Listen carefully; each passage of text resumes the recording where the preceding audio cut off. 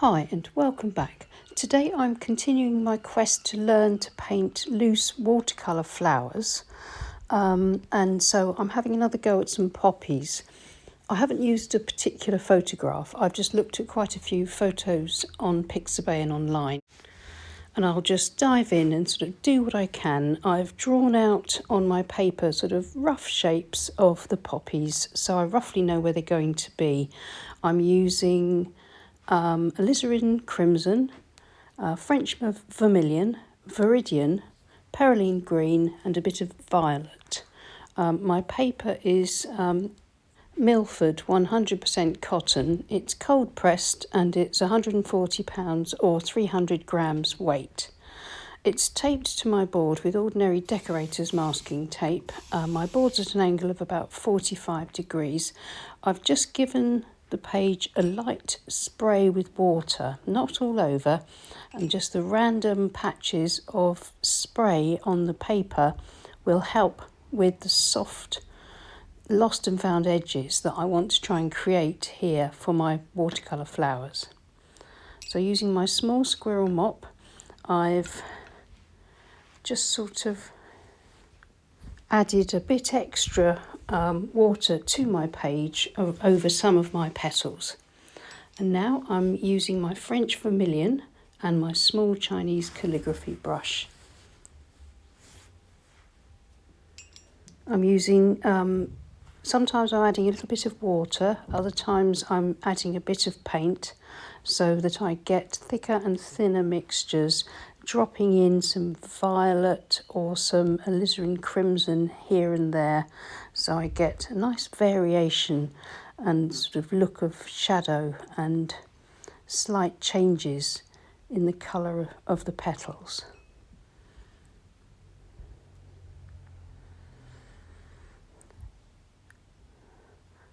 You can see the paint diffusing beautifully onto the page and into the paint, so I'm just letting it do what it wants to do and just helping it out by charging paint into certain parts of the shape.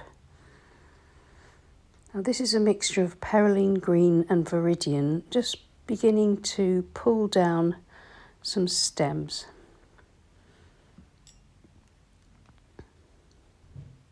I don't want these to look sort of regimented and exact, so I'll give it a spray. And I can dab with a tissue if I need to, maybe reinforce some of those lines a little bit later. But at the moment, I'm looking for sort of misty, lost and found edges. Soft and hard edges too, as well as light and dark. And a nice variety of hues and tones. Now just coming up for this bud, back to the squirrel mop, and this time using the alizarin crimson to start with, and then adding French vermilion into it for this sort of lovely poppy scarlet colour.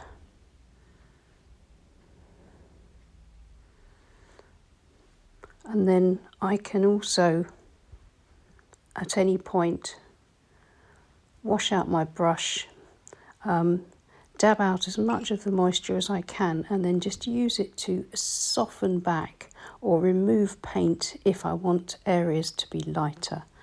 But here for this beautiful third poppy flower, going in nice and dark with my mixtures of alizarin crimson and French vermilion, and then adding some violet here and there just to start off the look of the centre of that poppy.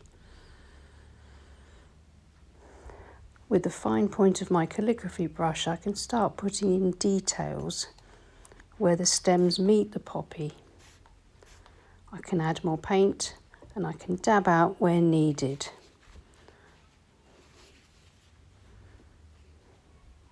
The idea is to have these sort of lost and found, very sort of fluid edges. I'm not sure that this is quite what I had in mind, but I think at my stage of learning about flower painting, which is incredibly difficult, I just need to sort of press on and hope for the best.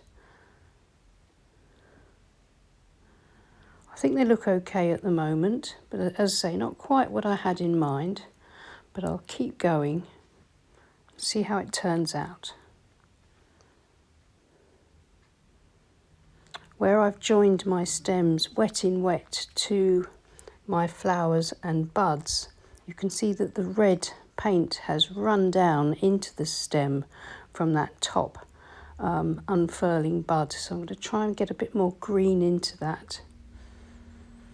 Although I quite like the strange look of the sort of red stem there. I think there's something interesting about that. And this is all experimentation. I could just wait for things to dry and then add the stems, but I quite like this kind of organic flow from the flowers and the buds to the stems.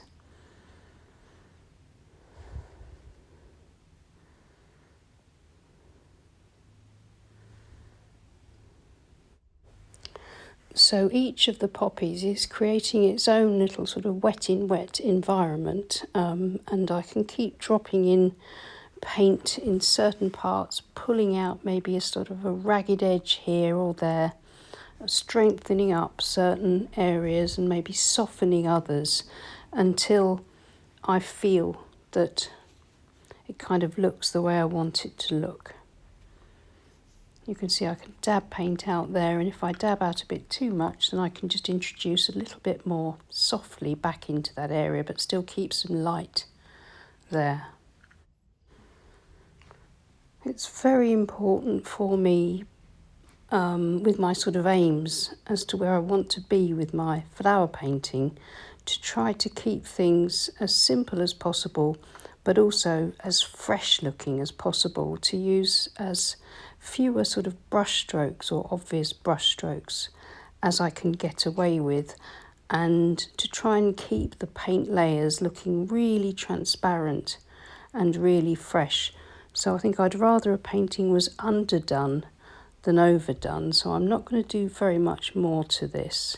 I think one more poppy towards the bottom just to sort of balance up the composition a little bit. But I think I'm just about happy with these. I think I just need a few more touches and just bring this bottom flower up to the sort of same level of colour, shape and shade as the others, keeping my lost and found edges and adding the violet for these lovely dark shadows, and maybe even a little bit of green into the red areas for some really lovely, subtle and harmonious darks.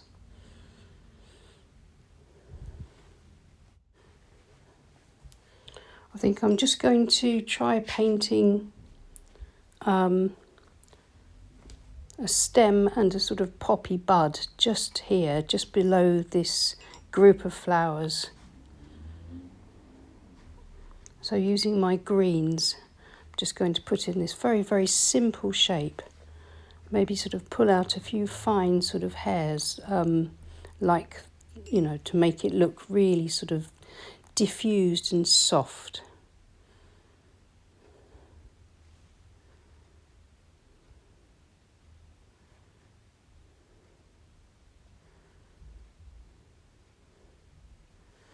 If I was braver, I'd put in a few more buds and a few more stems, but I'm not really going to do much more to this, I don't think. I think I'm going to almost call this done. Maybe a few diagonally oriented stems. So I'll just spray that a little bit more, just to really soften that down.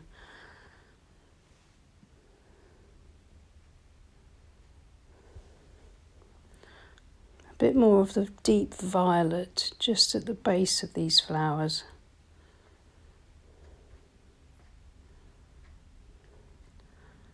Just dotting a few dots here and there just to indicate the centre of this poppy.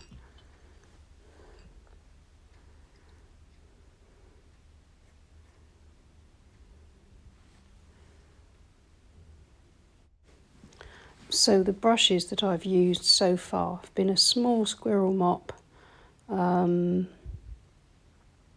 I've used a small calligraphy brush, and I think I'm going to use a rigger just to put in a few stems that kind of bend across the bottom of the painting in sort of a diagonal, just to add a slightly different sort of dynamic to the composition.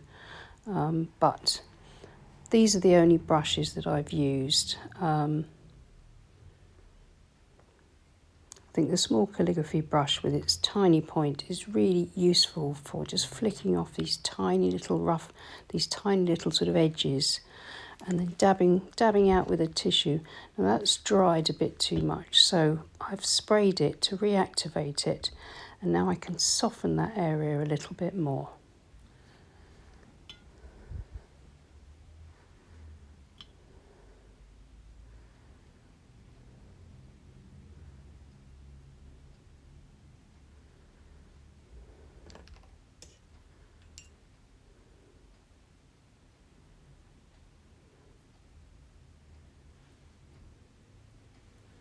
And now this is a small hog bristle brush, and I think a bit of spatter here and there, and just a little bit of water spray and a bit more spatter, and then going in with the rigger brush to finish off with these kind of gently curving stems, just a few little marks and hints of stems here and there, just to finish off this little study.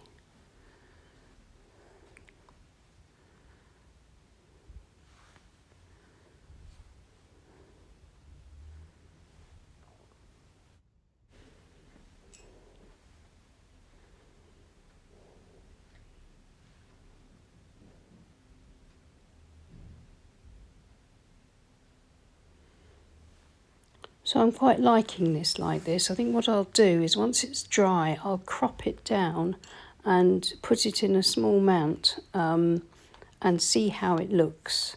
But I'm very pleased with this. I think it's taken me a little bit closer to where I want to be with flower painting.